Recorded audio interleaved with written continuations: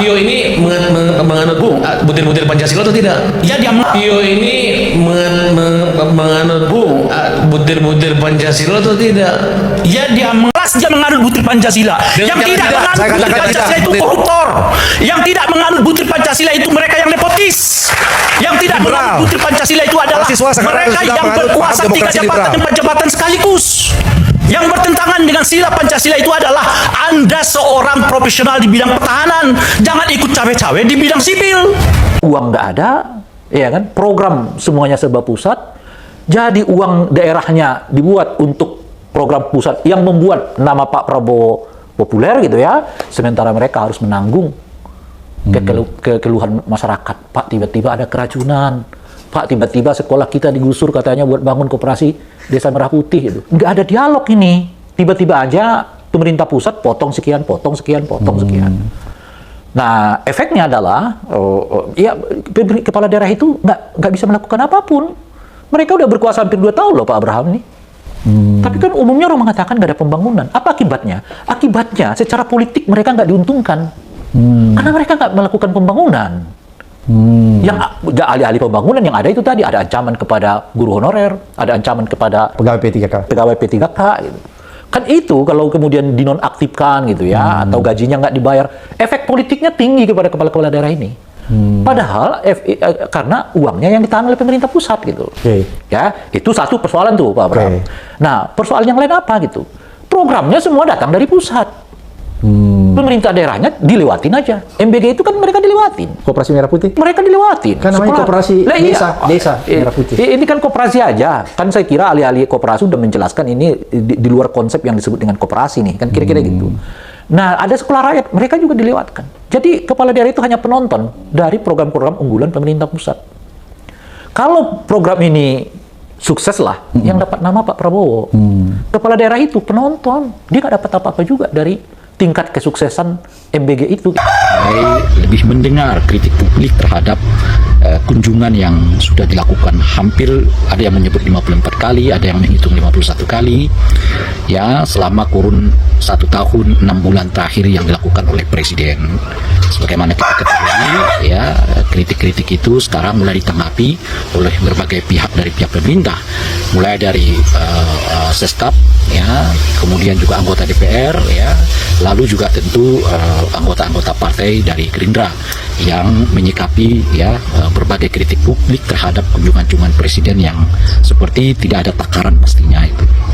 Nah, yang kedua, bahkan ketika Sayyidina Umar menjelang wafat dia mengatakan jangan sampai anak saya ikut di dalam salah satu calon pengganti saya. Sayyidina Ali mengatakan jangan sampai anak saya ikut di dalam salah satu pengganti saya.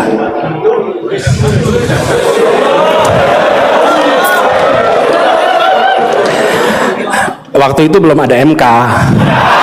Ya. Sejalan dengan kemaslahatan orang banyak, itu namanya integritas. Itu I1. I2 apa I2? Income, bukan income. Intimacy, kedekatan, kedekatan.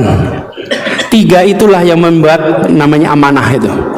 Jadi kalau lihat orang seperti Bung Hatta, Bung Karno, Anda akan melihat kompetensinya ada, betul tidak? Integritasnya ada, intimasi ada, dekat sama rakyat. Nah, pengurangnya ada satu nih. Apa pengurangnya nih? Self interest, kepentingan pribadi. Hari ini Bung Bilal yang kegedean itu namanya SI. SI-nya kegedean. Karena itu skor trustnya rendah, kompetensinya tinggi. Tadi Anda sebutkan kompetensi tinggi, integritasnya rendah, kedekatannya belum tentu, mungkin kedekatannya artifisial, self interestnya tinggi. Nah sudah, nilai kepercayaan rendah. Jangan sebut angka itu lagi.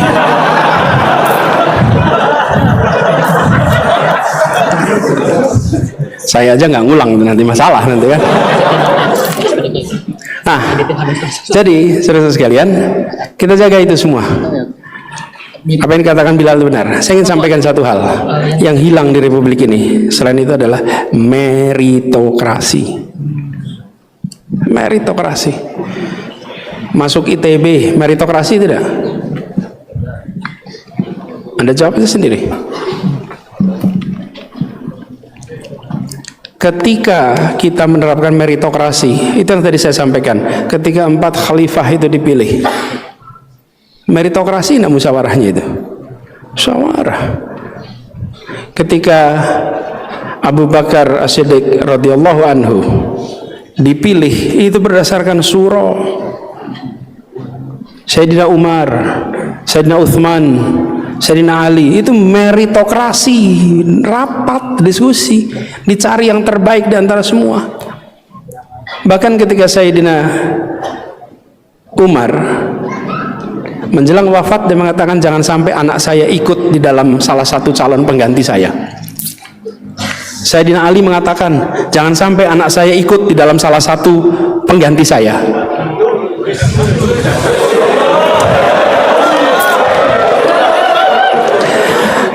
Waktu itu belum ada MK. Ya.